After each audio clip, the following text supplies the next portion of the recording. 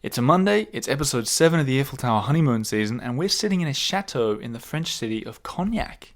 Yes, Cognac. Today we're going to give you 3 tips for life in a small French village. We'll tell you about a mad weekend of vintage cars in the French city of comic books, which is Angouleme, and we'll tell you why you need to visit Cognac. And it's not just because of my new obsession with doorways. Oh my god, don't get me started on the doorways. I will be going into the doorways, but first, a bit of music from Slim and the Beast.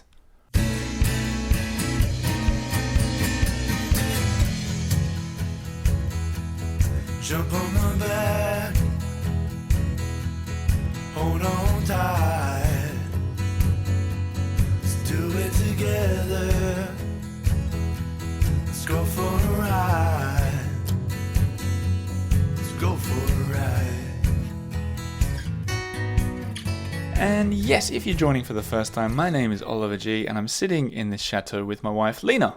Yes, Lena G. Yes, how you doing, Lena? I'm pretty good. Feeling good? Yeah, feeling great. Chateau life suits you? I say it would definitely agrees with me. What was it, 19th century, this place? 19th century, beautiful, huge stone chateau overlooking a valley. It feels a bit like, what's the book with Leonardo DiCaprio? Gatsby. Yeah, I feel like a right Gatsby It's lady. very Gatsby-esque. And just to set the scene for you, we've just had a sunset swim in the pool out the back. Yeah. The colours were just magnificent. And a cup of tea. It was great. It was great. It was splendid. Splashing and splendid. Splashing and splendid. I don't know. But what we figured we'd talk about, as I said in the introduction there, is a little bit about French village life first. But if you're listening for the first time ever, welcome. Hello. Thanks for all you people who came in last week, which was the biggest, get this, the biggest download week in Earful Tower podcast history. Now that's exciting. That's exciting. That's great. Well, we should have celebrated with Cognac. Well, we should.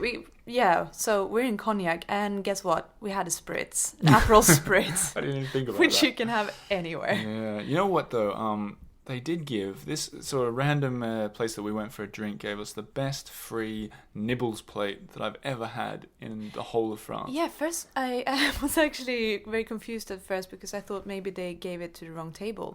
Well, they didn't charge us for it in the end, so it must have No. been a free. But it had Oh, we have a patron saint. a Patreon saint. It had like dried meat. Was it calamari? It had what was suspiciously similar to calamari, if it Yeah. wasn't, and like 2 different kinds of dry. Anyway, delicious. But we've gone right off topic. We're talking Enough about the free food. We're talking about French village life first. Yes. And if you've heard the past couple of episodes, I talked to retired Kev from Verteuil-sur-Charente last week. Mm-hmm. And that's where we were up until very recently. We spent a whole week there. And what we figured we'd do is we've narrowed it right down to give you 3 tips for if you're ever going to spend some time in a French village. Yeah, just the 3 most useful things you should know. That I wish someone told me as well. Yeah. And it was I think I'm going to do like a blog entry on this, like the difference of life in a village in France to Paris, because it's wildly different. And I want to come up with my formula that we were talking about on the scooter today.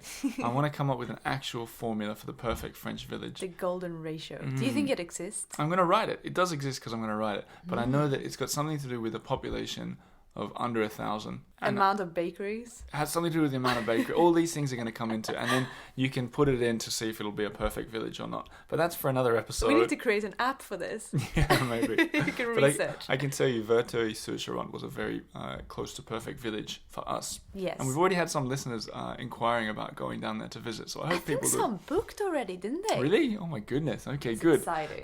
Good. Okay, so here are the 3 tips. And they might sound obvious if you live in a French village, but if you've never been to France, maybe this is good for you. It wasn't obvious to us. No, and we've lived in France for... But, I mean, we're ignorant. Yep, true.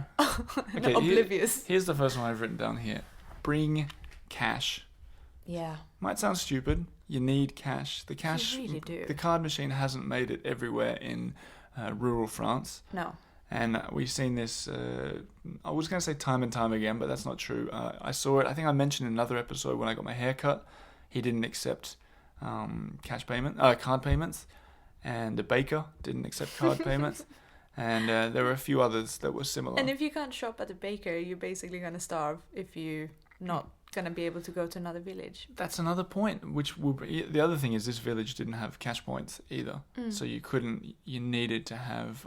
yeah, you need to be stocked up on cash. Yep, because the next point, as I'll tell you now, you have to Point 2, time your lunch breaks. Yeah. You have to know when to have lunch because places, let's say you're in a perfect ratio village, similar to the one where we were. Golden ratio. A golden ratio village. Yeah. And it's 1:45 p.m.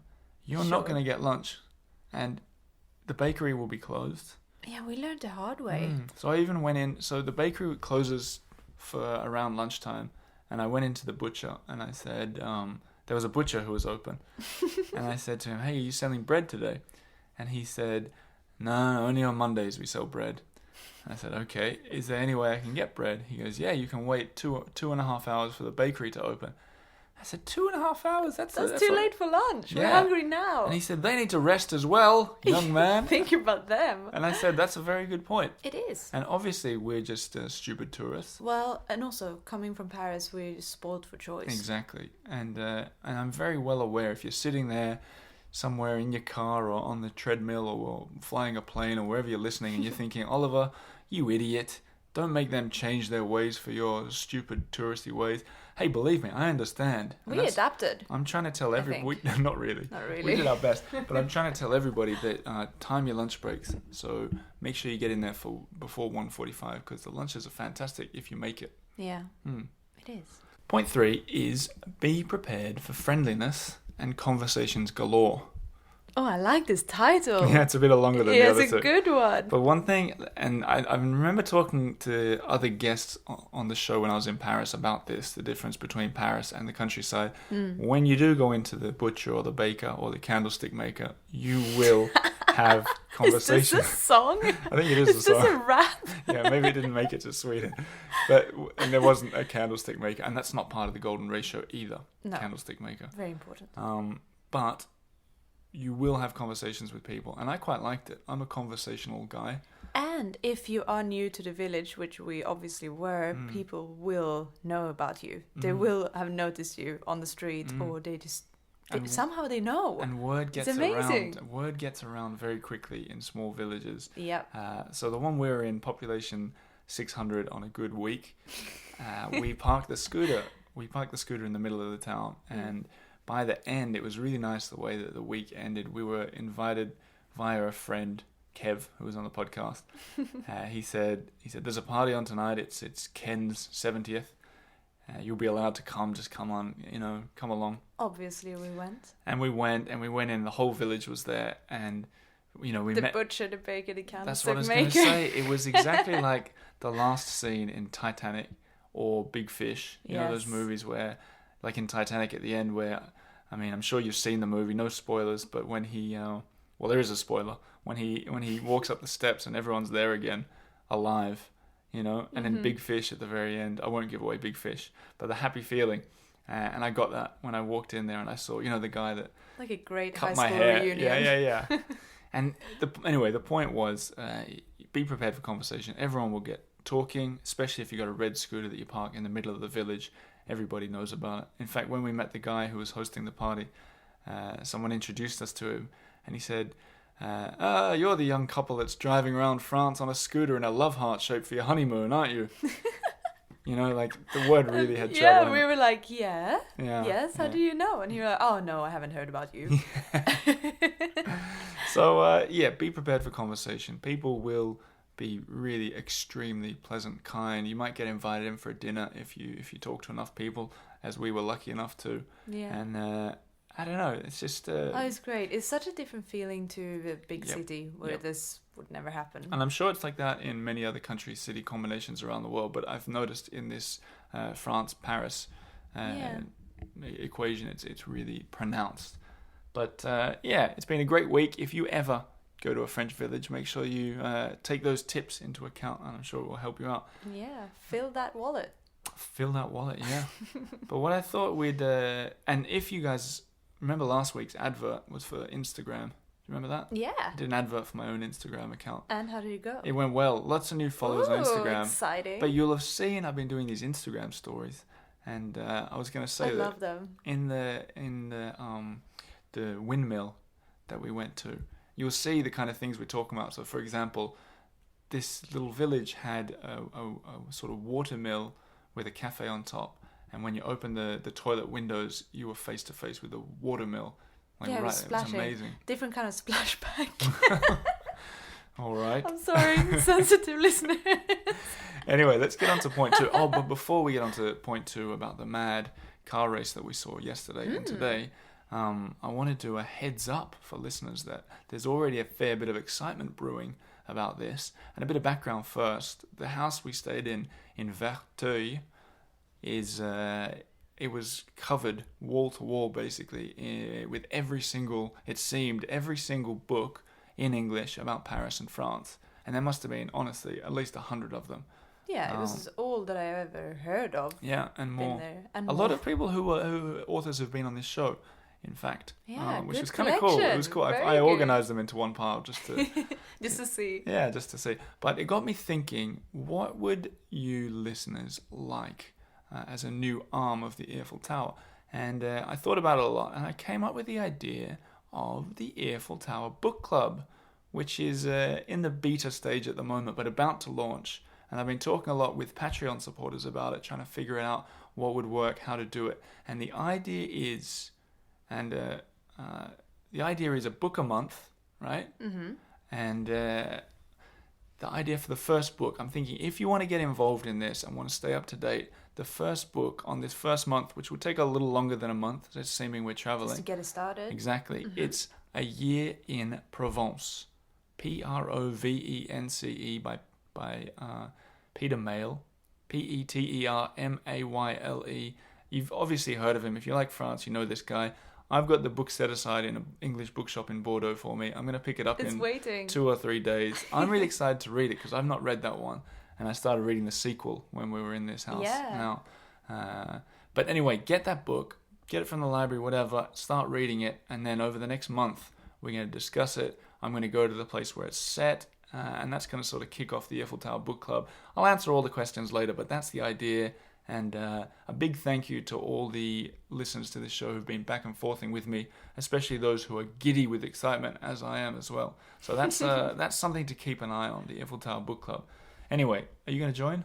Oh, for sure. Have you read the book? No. No, me neither. I'm very excited. I'm very excited, and especially since we're going to be able to see the village he's talking about as well. I think that's going to be a good start. Ménherbe. It's called.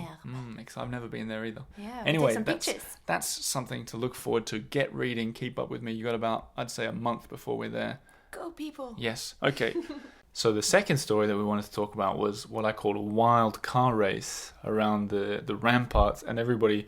Regular listeners to this show know how much I obsess over city ramparts. Rampart. I never heard of ramparts before this. Yeah, this kind of this the theme trip, of the honeymoon season. Yeah. Anyway, so what it is these cars, vintage cars from some really old cars. I mean, oh my, what a collection. It's amazing. You get everything. It's very hobnobby. So you get like high and low. So let's take it back. What it is there's the city. We'll take it back to the city first. Yeah. So we went into the city that's called Angouleme, and it's famous mostly because it's famous for the comic books, or in French they're called bandes dessinées, which are really popular.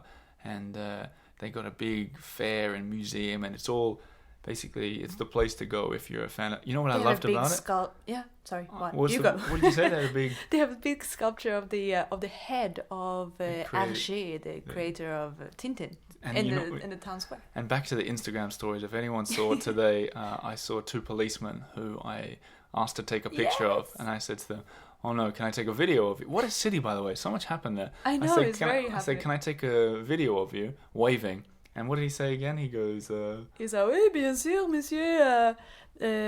Basically, we are Dupont et Dupont. Referring to the Thompson and Thompson from Tintin, the brothers. Or are they brothers? I can't even remember. Twins, yeah. Okay. Anyway, so that's right. They look the same.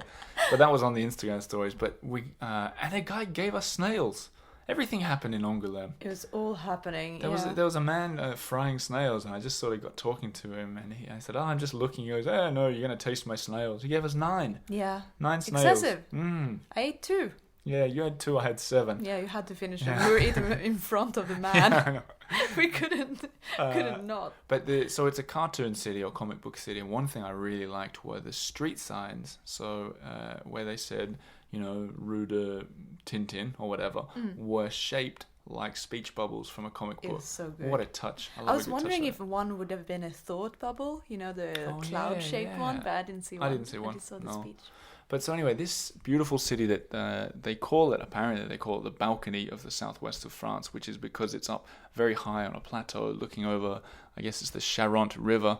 But yeah, it's this beautiful, it's a beautiful city, not too big. I think about 50,000 people live there. But It's nice and charming. yeah, but for the one weekend every September, everyone gathers there for this vintage car race. Now it goes for 3 days.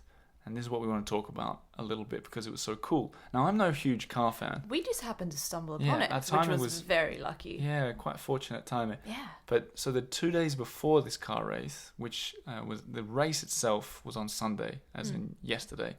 But the days before, the cars are all going around. And I mean old cars, some that must be like 100 years old. Old bangers. Yeah, and people who have taken so much care on them. And people dressing up Oh, yeah. accordingly to kind of suit the car they're driving. So imagine it's this, so you're good. seeing these beautiful new cars like Lamborghinis and Ferraris and all that, but mixed in with these beautiful old cars, and they're driving around on display in the city ahead of the big race, which is around the old city ramparts. Now the race you have to pay to go in and see, which we didn't do, but the days before you can go and see them all parked or driving around. It's like a huge exhibition. Right. The whole city center is like Yeah. a huge exhibition of And- really special cars. So what did you see that you liked? Well, I think what stole my heart was a canary yellow Lotus with the name Hot Banana. It was written Hot Banana. Hot Banana. That was the name of the car. Someone had named it that. I also saw a like a cappuccino colored Porsche Oh, yeah. 912 to be precise. I call it a Porsche 912. Oh, very cool. Yeah. Well, which I thought it was really cool as well. It I'm was just like kidding, by the way. I worthy don't of know like about- a 70s bachelor. It was pretty. I remember that one. Yeah, it and was we wanted cool. to put our scooter in next to some of the red ones. Yeah, it was one street. It was full of these red Yeah. sports cars of different models, and we just wanted to squeeze in the little scooter, but we didn't. We didn't. I had to Photoshop it. I saw a red 1963 Corvette Stingray. That was my Wow. favorite one. But otherwise, I mean, the other thing we saw was these 3-wheel. I don't know what they call them, but they had 3 wheels, and they're like, it looks like a cross between a scooter and a car. And we Yeah. we met some English people who maybe are listening to this show. Oh, I hope so. Hello. Lovely people that we met. Hello to all of you who who were driving around the country in 3-wheelers. They call them tricycles, but they're Yeah. not. They're on the chassis of a Citroën. They Dirigible. basically look like a big sidecar. They look like something from Kinda? Indiana Jones, don't you think? Yeah, they do. Yeah. Anyway, I think I said that about something last week as well. It's because we watched Indiana Jones 2 weeks ago. Anyway, that is something that we just wanted to raise your attention to or point you in the direction of, even if you're not a car fan. Like, I'm not a huge car fan at all. No. Not even a huge motorbike or scooter fan, to be perfectly honest with you. But I really enjoyed the show, and I think anybody... It was special. Especially because the city is so interesting in itself. Yeah. Just walking around the old town. Something to check out. Yeah, and September in southern France. More like Very summer, right? good month.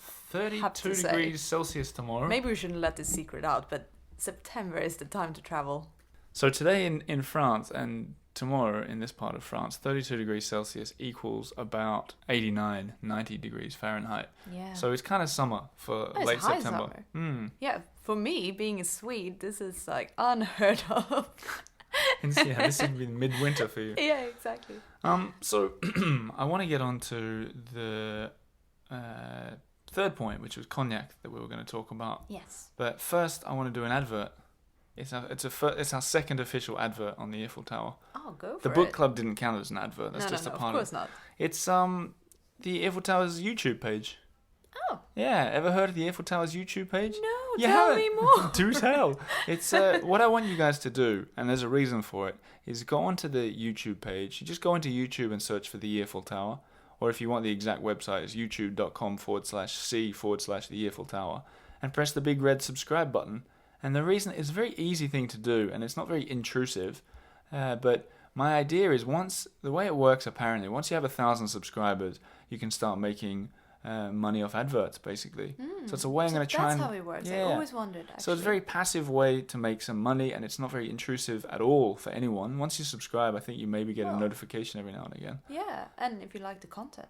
Well, that's the thing. There's loads of videos there, walk shows, fun things like that. You know what the kind of stuff is that I do. I think there's 750 subscribers, so almost at 1,000. And then YouTube goes, oh yeah, this guy's legit. We can give him money for adverts. So there you go. There's an ad. YouTube. I think you can do it as you're listening. Sign up for YouTube. Anyway, third point of the day that we're going to talk about is why everybody needs to go to Cognac right now. Do you agree with that?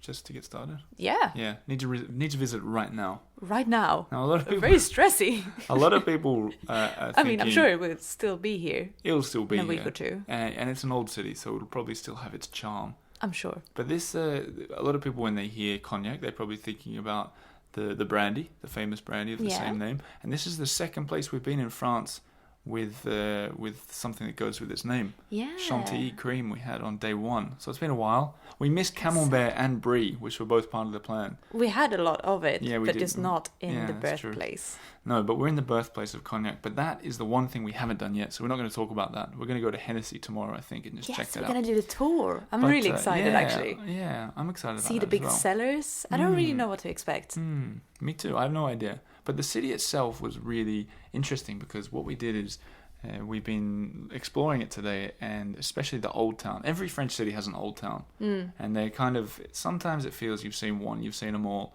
but as regular listeners know, I love an old town that has a good... You love the history. I love when it has a good port, a good gateway to the city, which this one has, and the old towers. You know, you can walk along, like you say, it's kind of whitewashed. Yeah, it's very... limestone or whatever it Oh, is. it's so good. I love it. I love the color palette. Oh, it's really nice. We'll put some pictures up on the earfultower.com, the website. But so you're walking along, you walk along the river, the Charente River, and then there's these huge towers. I think it's from the 9th, 10th century or something like that are still in perfect condition right next to each other. And you're like, this would have been the entry. And I read up on it, actually. There would have been a bridge that goes over to the other side of the river, Saint-Jacques, it's called. Yeah. Beautiful, very low. Apparently, it typically floods a lot. Oh, really? But really nice. We were going to hire kayaks there, but they closed on us, essentially. They took one look at us and they're like, no. Exactly. No. But what I wanted to say is I've got a new there's a curiosity in Cognac. You have a new obsession. And I'm going to do a blog piece on this, so you guys can all check this one, because I became fascinated in 2 seconds. People who know the Eiffel Tower know that I love a good chasse-roux. Chasse-roux. I can't pronounce it, but it's the... Nevertheless. Essentially, it's the thing that in Paris, you'll see them, they put them on the bottom left and bottom right side of the doors in Paris.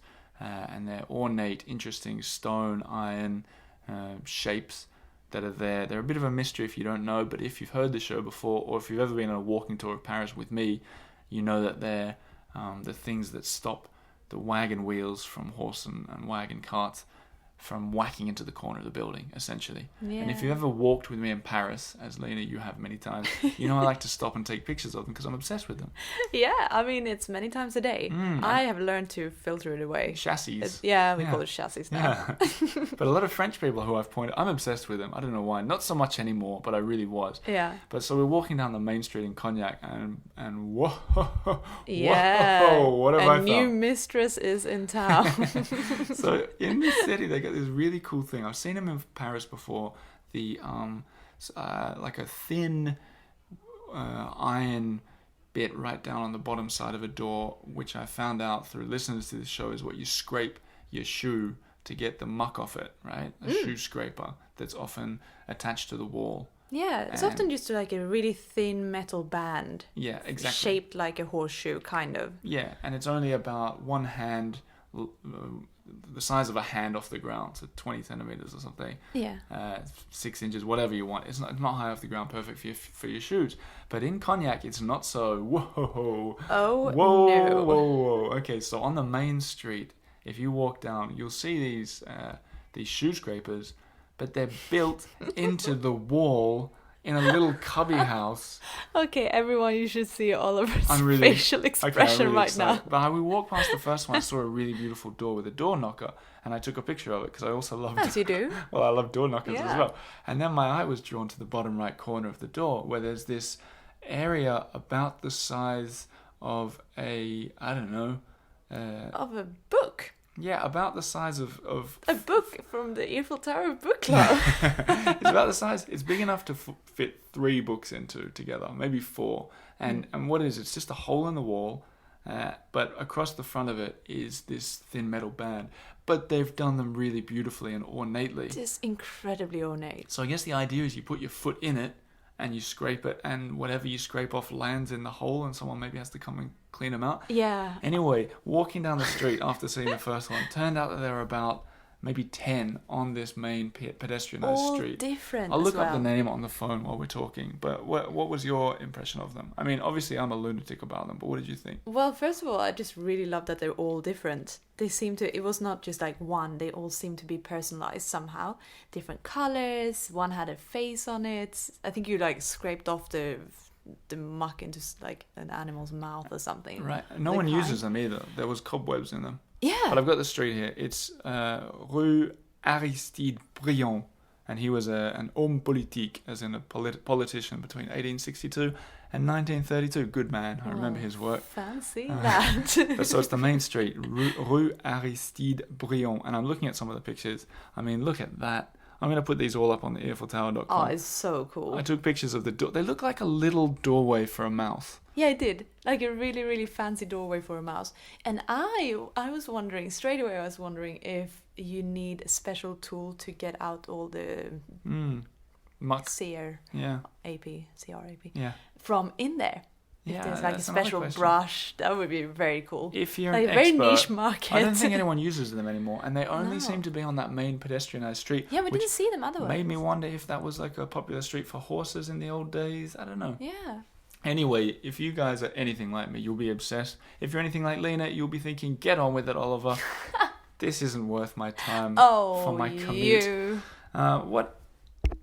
What else were we going to talk about? Cognac. Oh, yes, beautiful Yes. city. Used to be popular in the 9th century for salt trade, I read. Well.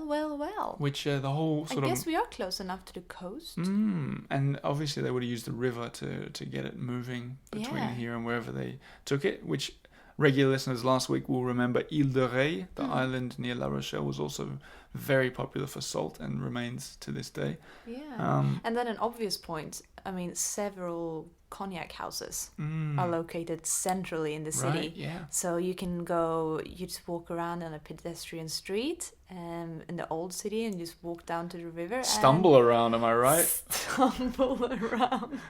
And you just walk in and do some cognac testing. And they're all within a really, really close proximity Saint to the Remy city is centre. down there as well, I saw. Yeah. Anyway, so that's something we're going to do tomorrow. It's exciting. But another cool thing that I saw that is worth mentioning if you ever come to Cognac is one of the best town halls I've ever seen. And It was so good. now it's not that the building itself was brilliant. And so if you're not from France or you don't know France very well, the town hall or the city hall is a very big part of a French city, village. Even the smallest villages often have one. Even really like They can really, be really, teeny really small, tiny. yeah. Sometimes they almost look like a little mini. Like I've seen some pretty bad looking ones. Yeah, not very good. Some that in the villages we pulled over on the side of the road. Yeah, sometimes it looks like a bus stop. Yeah, but yeah. It's a But sometimes they can be grand. One of my favorite, maybe my favorite building in Paris is the Hôtel de Ville, the city hall of Paris. Yeah, that one is grand. Down in the first arrondissement where Anne Hidalgo spends her days. That's my favorite building, I think, in Paris. And every arrondissement has its own town hall. But anyway, in Cognac, they've got a town hall. But it was so grand because it's this big gated park. And you have to get, I mean, it's open during the day. When we went there, it was open. And you walk in, and there's, on the right-hand side, there's this beautiful little lake. And with fountains. with a couple of fountains and plenty of animals and people sitting around it. But then there's this sort of path going up through the grassy fields. The windling path. Every episode you want to get windling. I'm making it a thing. If I can't remember. It's not even a word. Anyway, there's a path that curves up and turns off to the left where the city hall is, and it's like I hate to say Gatsby again, but it's like one of these. It is It's Gatsby-esque. And I don't know who the mayor, he or she may be of this town. Oh, but they are laughing. They are laughing. It's brilliant. And then you see it. It's like a 2-story building with a huge sort of spire on top. It's incredible. Put a picture up on it. I'll put a picture on the website. I'll put a picture up when it's special. Yeah. So in short, come to Cognac because we've been to a lot. I mean, we've been to a lot of cities and villages. A lot. And usually we get a quick first impression of whether it's somewhere we'd like to come back to. And Cognac is 100%. It's a comeback to village. Yeah, I'm feeling stressed City. Because we're leaving tomorrow. I like it too, though. It's like what's the word? Ephemeral. Like it's so quick. You know that you want to come back. Yeah, fleeting. Yeah. Very fleeting. Moorish. Oh yes, okay. Yes. Anyway, there's some tips for you guys. Cognac. Tie it in with a September visit to the Vintage Car Festival in Angouleme. Yeah. And if on that same trip you happen to stay in a French village, bring cash, be prepared for conversations, and time your lunch breaks to perfection. Otherwise you won't eat, as we discovered on day 2 and day 3 of our French village life. Anyway, in summing up, get the book A Year in Provence, Peter Mayle. Just get your hands on that book, reread it, and let's talk about it over the next couple of weeks. Sign up to the Earful Tower on YouTube. I assume you've already done it on Instagram. And anything else, Lena? Get in touch if there's anything you're wondering. Yeah, often I think I read all at least all the nice emails out. Yeah. I read them to you as well. So we've been enjoying the It's emails really and nice. comments from you guys, which is because it's interesting. Sharing this trip, it's kind of a weird thing to do. I got to do it because it's my job, and I'll be broke if you guys aren't supporting on Patreon. As many of you are, and I'm very grateful for it. But that's a big reason why we're sharing it, is keep the story going. And it's been so nice to see the comments from people who are following along. Well, it's really nice to be able to have a little dialogue with people on the side. Any favourite messages? Favorite? Oh, wow, I can't choose. You can't pick a favourite? No. No, I don't have a favourite either. But there's just so many nice ones. And thanks to all the people who've got in touch and recommended things, because that is the most helpful to us. We don't know what's between Cognac and Bordeaux, but we're going to find out tomorrow.